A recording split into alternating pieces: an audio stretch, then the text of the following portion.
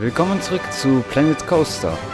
Ich habe dem Park, den ich hier jetzt baue, noch gar keinen Namen gegeben, deswegen, ich weiß auch nicht, ob ich mit einem kommen soll, weil ich bin nicht so gut, was Namen angeht. Deswegen, wenn ich einen Sohn habe oder so, werde ich den auch einfach Hütte Junior nennen oder so. Also, sehr einfallsreich bin ich mit dem Namen nicht. Ich habe angefangen, den Weg ein bisschen zu ändern, der Hauptstraße.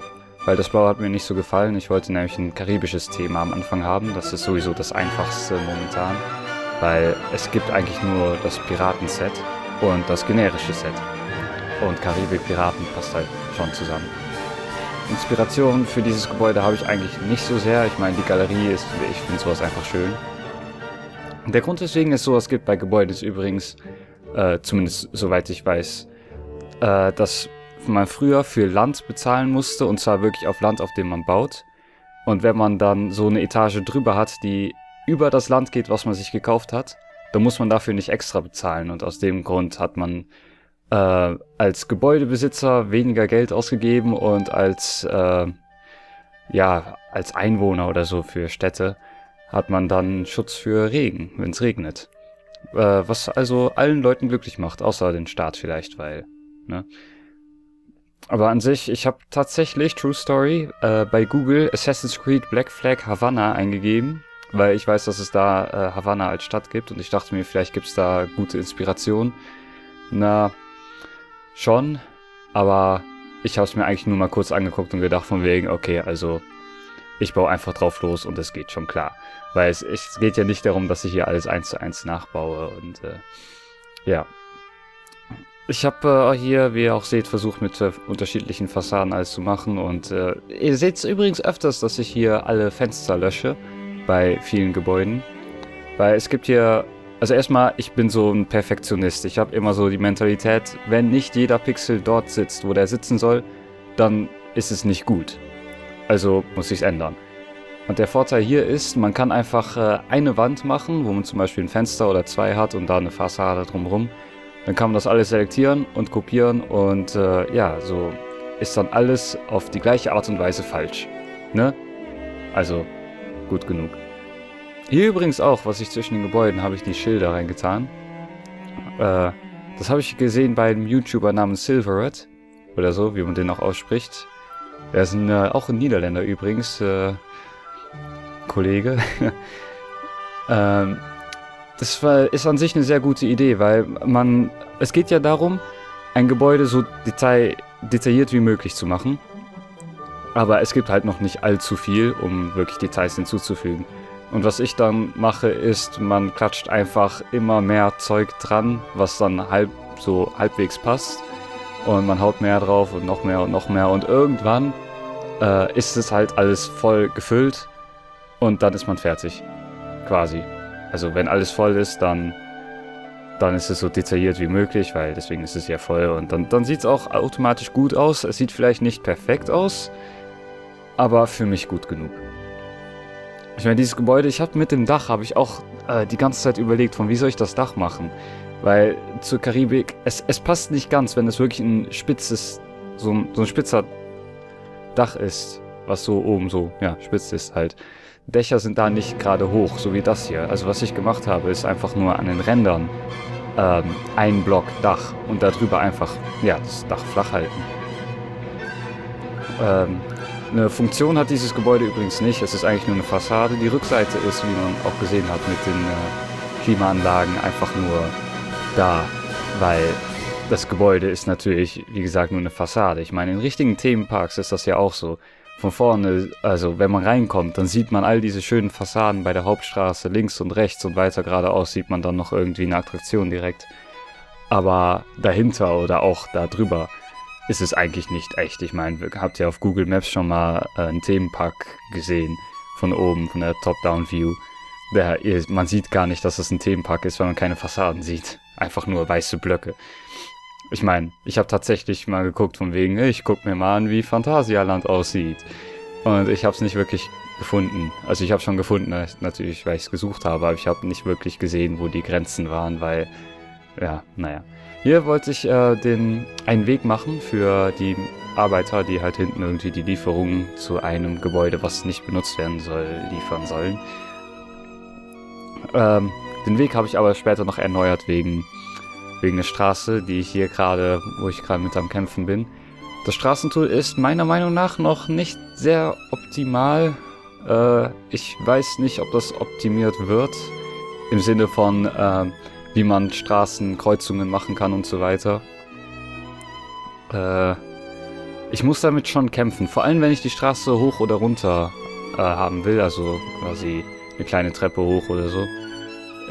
Nicht sehr optimal. Ich meine, da steht zwar, wenn ich F1 drücke, sieht man ja oben links, dann kommt das Hilfsmenü auf. Und da steht, dass man mit Shift, wenn man das gedrückt hält, die Höhe ändern kann. Ja, das geht, aber nicht, wenn man schon mit einem anderen Stück verbunden ist. Und deswegen, es ist nicht sehr optimal, aber es ist ja auch eine Alpha. Deswegen, wenn ich jetzt sage, okay, das Spiel ist schlecht, weil das hier... Nee, das versteht mich nicht falsch. Es ist ein super Spiel, vor allem, weil es nur noch eine Alpha ist. So, hier das Gebäude. Ich wollte eine kleine Festung machen für die Hats Fantastic. Also kann man hier Hüte kaufen. Ich meine, an sich, ich wollte nicht am Anfang einfach nur Fassaden haben und Gebäuden, die eigentlich nur da sind, um da zu sein und wirklich keinen Nutzen haben. Deswegen dachte ich mir, hau hier einen Shop rein. Und ich hatte eigentlich nur die Wahl zwischen Toiletten oder, ja, Hüte. Weil ich hätte auch einen Food Shop reinhauen können, ich hätte auch Getränke reinhauen können, aber halt nicht wirklich beide. Und ich finde es schon komisch, wenn man Essen oder Trinken kaufen kann, aber nicht das jeweils andere. Ich habe auch hier der runde Turm, den lösche ich später, weil ich habe halt keine richtige Spitze dafür finden können. Dann habe ich sie zuerst offen gelassen, aber dann habe ich später nochmal gesehen und dachte mir, nee, komm, das mache ich anders. Das Problem ist, den runden Turm, den ich zuerst machen wollte, der wäre viel zu groß. Es wäre nämlich 2x2 Blöcke. Und ja, letzten Endes kam ich dann mit einem quadratischen Turm, aber es dauert noch ein bisschen, bis ich das ändere. Und hier auch, ich habe übrigens sehr viel Licht hinzugefügt. Also ne, hier jetzt erstmal. Ich versuche natürlich Details hinzuzufügen, damit die Wand nicht einfach nur flach ist. Aber dann ist natürlich die Frage, was nimmt man da? Und dann dachte ich mir, komm, ich nehme mal diesen einen Balken. Ich weiß gar nicht, was das sein soll. Marmor? Ne, wahrscheinlich nicht Marmor, aber... irgendwas. Auf jeden Fall, der Balken ist viel zu weiß, viel zu hell. Ich meine, der ist schon etwas gräulich, aber es passt überhaupt nicht. Und ich kam auf eine Idee, dann Fenster zu benutzen. Also die Fenster, genau die ich hier auch benutze. Und dann, ja, quasi dessen Rand so hinzusetzen, um, ja, die Ecken zu markieren, beschmücken, nennen wir es so. Und das gleiche habe ich dann einfach auch gemacht mit, ja, überhaupt alles andere sieht man ja hier. Weil man möchte nicht, dass Wände und Ecken einfach nur so richtig glatt sind. Also Wände möchte man nicht einfach nur glatt haben, sondern da muss schon irgendwas in der dritten Dimension sein. In der echten Welt hat man dieses Problem nicht so, weil wenn man da eine Wand aus Stein baut, dann passiert das halt automatisch. Nur ist es hier ein Spiel und die Wände sind total glatt und es sieht nicht sehr gut aus, wenn da nicht irgendwie noch eine Dimension drin ist. Oder wenn man sie nicht beschmückt. Hier auch die Rückseite. Es ist natürlich immer noch irgendwie nur eine Fassade. Und da arbeiten Leute und deswegen, die wollen vielleicht auch eine Klimaanlage machen. Es sieht hier nämlich ziemlich warm aus. Übrigens auch der Tag- und Nachtzyklus hier. Man sieht gerade den Schatten drüber schwingen und auf einmal ist es wieder morgens. Es gibt hier, auf dieser Map zumindest, keine Nacht. Was ich halt erst sehr spät realisiert habe. Was auch schade ist, weil jetzt habe ich auch in den Gebäuden alles voll mit Lampen geklatscht und ich glaube, ich müsste mal ein paar Lampen löschen. Weil es sieht nicht schön aus, aber man braucht es, wenn es nachts ist. So, und hier wollte ich dann noch ein Gebäude haben, was so ein bisschen über die Klippen geht. Ich dachte, das hat so einen bestimmten Touch, der... Ja, man sieht halt, dass es dann doch mit der Umgebung interagiert. Ne? Ich meine, das Thema, was dieses Gebäude hier sein soll, also es soll sowieso erstmal das erste Gebiet als thematisch zusammenpassen. Deswegen bin ich für ein quasi so britisch-Kolonialzeit-Stil gegangen, glaube ich. Ich sag das jetzt einfach und dann jeder, der das hier sieht und sich damit nicht auskennt, denkt sich, ja, doch, das kann schon sein. Aber das habe ich auch das Gefühl, so, wenn ich ein Gebäude zeige und einfach nicht sage, was es sein soll, wenn es etwas ist, was ich gemacht habe, dann wird es sowieso keiner erkennen. Aber wenn man sagt, was es darstellen soll, dann sieht man es. Und deswegen werdet ihr jetzt einfach nur sowas sehen. Ich wollte es als Fachwerkhaus aber machen. Es gibt aber noch keine Holzbalken. Ich meine, ich weiß nicht, ob die hinzugefügt werden, aber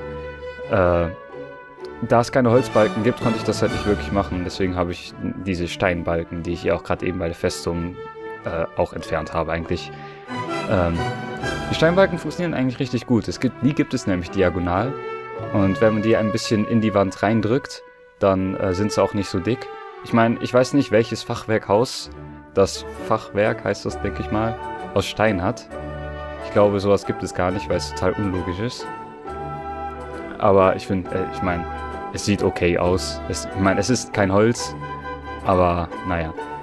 Ist übrigens auch recht viel Arbeit, um das Fachwerk reinzusetzen. Zumindest wenn man, wie gesagt, so perfektionistisch ist wie ich und will, dass jeder Pixel genau sitzt. Deswegen habe ich dann diese Rückseite, die ihr jetzt seht, nicht wirklich mit Fachwerk versehen, sondern nur diese horizontalen Linien. Aber so diagonale Bretter oder eigentlich Steindinger habe ich nicht reingetan.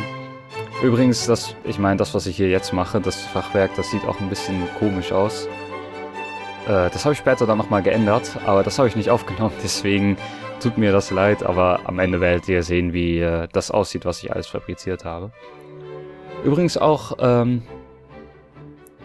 die Schornsteine habe ich auch benutzt. Die benutze ich oben quasi als kleine Dachfenster.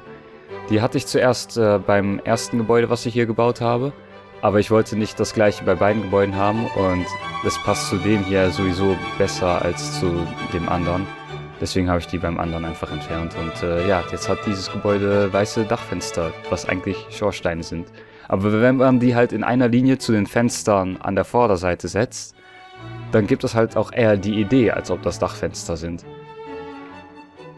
So, hier noch weiter das Fachwerk. Ich wollte auch die komischen Kreuze, die nicht ganz passen, bisschen verdecken mit diesen Piratenschildern.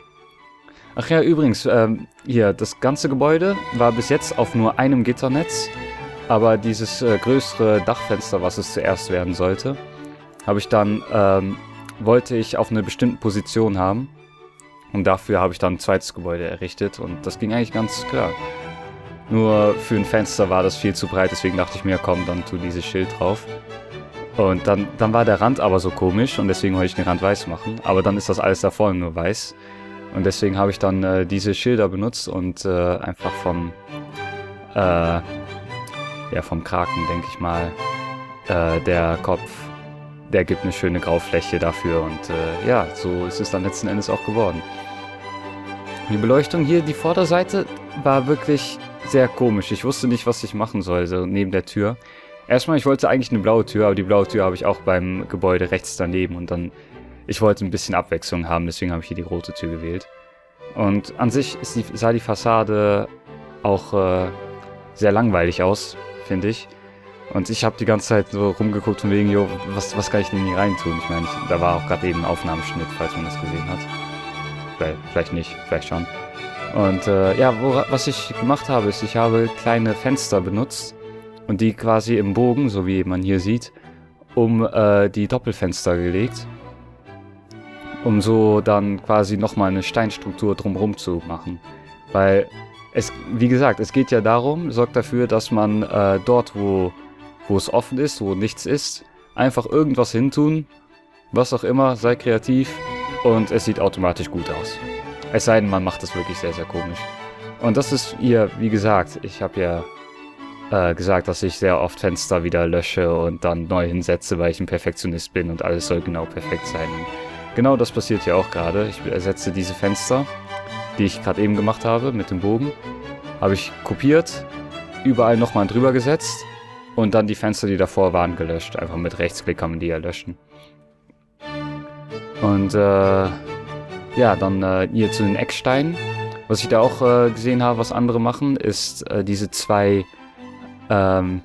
Balken gegeneinander setzen und dann das einfach als Säule nehmen. Funktioniert eigentlich richtig gut. Hat auch, also ich meine, ganz ehrlich, die Schornsteine kann man für so vieles benutzen. Ich meine zum Beispiel als Säulenbasis oder irgendwie als Dachfenster sieht man ja auch oder als andere Deko. Für viele unterschiedliche Sachen, man kann sie echt für alles verwenden. Genauso wie diese Steinbalken, die kann man auch für sehr, sehr vieles verwenden. Man muss halt, kreativ sein. So, und zwischen den Gebäuden, da ich da kein Gebäude zwischenquetschen wollte, zumal das total unlogisch ist, weil wegen Fenster, habe ich da einfach ein bisschen Natur reingetan, ne? Ein bisschen, Büsche, von wegen, hier geht keiner lang und es ist wild, wir sind hier im wilden Gebiet. Und dann ein paar Palmen hin, ein bisschen Farbe durch Gebüsche und alles sieht gut aus. Die Laternen, damit bin ich auch auf jeden Fall zufrieden. Das sind eigentlich einfach nur Holzsäulen mit, eine Lampe dran, mehr nicht. Aber es sind solche einfachen Sachen, die dann so gut funktionieren. Das macht mich happy. So, hier ist dieser Turm. Der Turm, der passt eigentlich nicht wirklich rein. Also der Turm an sich schon, aber das Problem ist, dass der eigentlich zur Hälfte die Tür zur ersten Etage blockiert. Beziehungsweise zum Balkon. Und ich dachte mir, komm, ich mach das mal quasi zur Hälfte wie ein Piratenschiff. Und da oben so ein Piratenschiff-Flagge drauf und auch so ein Laufsteg, wo Leute dann quasi, wie bei den Schiffen von den Piratenfilmen sieht man das ja immer, wie einer vom Bord quasi gehen soll zu den Haien. Und ab jetzt ist es eigentlich nur so von wegen, ich guck mal, wo ich so Details noch hinzufügen kann. Hier zur Tür, ich wollte halt noch irgendwas machen. Und dann habe ich Sachen gesehen wie hier, das Skelett, was da so von der Wand hängt und das muss natürlich da hin. Und hier habe ich den Anfang vergessen aufzunehmen, nämlich wo ich nochmal diese Schornsteine benutze für alles Mögliche. Das erste Gebäude habe ich damit noch ein bisschen beschmückt, weil da der Eingang auch recht langweilig aussah. Und hier die Tür, ich finde diese Tür wirklich ziemlich schwierig, um ordentlich zu beschmücken. Die sieht sah so kahl aus. Aber naja, das Video nähert sich auch dem Ende zu. Aber ich glaube, ich mache noch ein paar Screenshots und zeige die euch dann. So, hier in dem Screenshot, ich meine, ihr seht ja, das ist das erste Gebäude und das zweite und überhaupt alles.